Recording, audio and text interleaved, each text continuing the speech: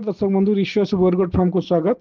आपण मानक आम आ गोटे भिडियो नहीं आसु जो आम देखा आम फार्म किपर आम जो खाଇବା ट्रे को सफा करूँ।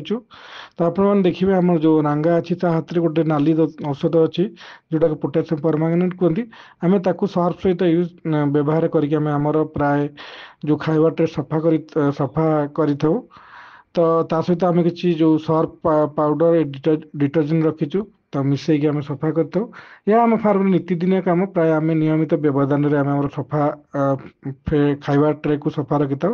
तो आपण मैंने भी आम खाଇବା ट्रे सफा कर मेन कारण हूँ देखो जेहेतु खाଇବା ट्रे आम दाना दौचु साइलेज दौचु अलग घास दौचु तो माछी मैंने बसता कि अलग माने कीटाणु मैंने बसता तो भाईरा इनफेक्शन हबार बहुत चांस थाए। तो से आम या नियमित भाव सफा रखी था।